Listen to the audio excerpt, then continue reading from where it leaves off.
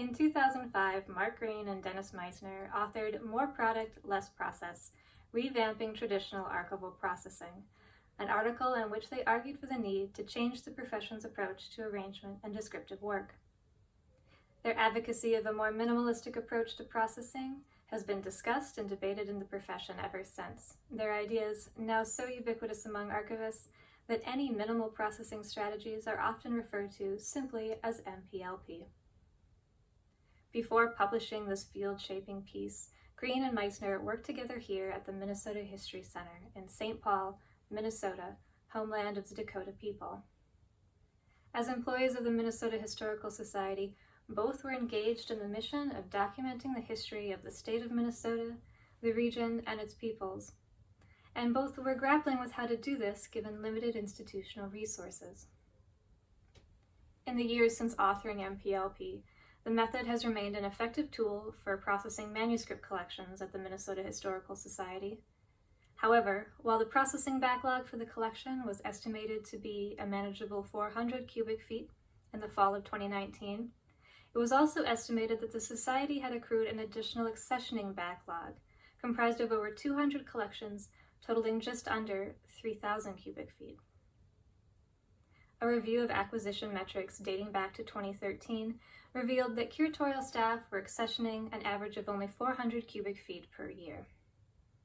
Statistical and anecdotal evidence suggested that backlog collections typically shrank during accessioning.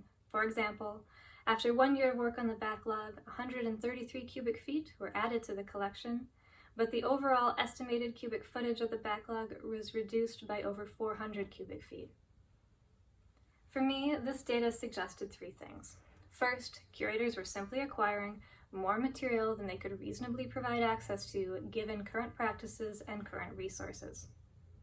Second, curators needed scalable, actionable appraisal criteria that could be applied at the collection, series, and even subseries level in order to reduce the amount of culling and collection management required at the point of acquisition. Lastly, we needed to rethink our accessioning practices more broadly, with the overall goal of minimizing the time between acquisition and access. Those of you familiar with Mark Green's work will remember that he too advocated for refining the appraisal process at the Minnesota Historical Society. In 1999, he and a team of the Society staff developed the Minnesota Method, a self-described quilt approach that knitted together elements of documentation strategy, collection analysis, macro appraisal, functional analysis, and the black box approach. However, Green himself admitted that the Minnesota Method, though, quote, efficient and effective, was not meant to be easy or simple. Applying the method requires time. For him, this meant shifting attention away from reactive appraisal and instead investing time in the proactive solicitation of new collections. Today, you would be hard-pressed to find an archivist who would rather engage in reactive appraisal as opposed to proactive collecting.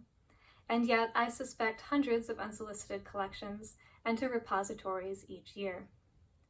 While the Minnesota Method continues to be a useful framework for proactive collecting, Minnesota Historical Society curators still needed tools for thoughtfully and respectfully responding to unsolicited inquiries.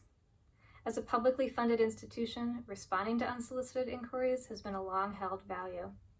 Additionally, I would argue that years of archival advocacy has both generally improved the research value of some of the offers we received, as well as increased the overall level of engagement from our donors. Our collection donors are interested in us and what we do. We must now capitalize on this interest and engagement as we rethink our accessioning practices more broadly. Christine Wiedemann's Accessioning as Processing methodology has been enormously helpful in guiding us in this work.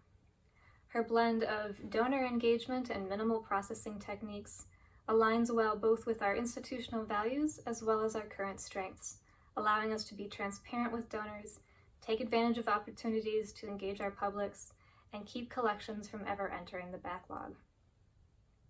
This poster presents a working draft of the Minnesota Historical Society's revised appraisal criteria, as well as a link to collection statistics, work cited in this presentation, and other tools.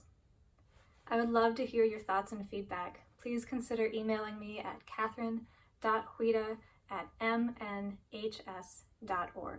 Thank you.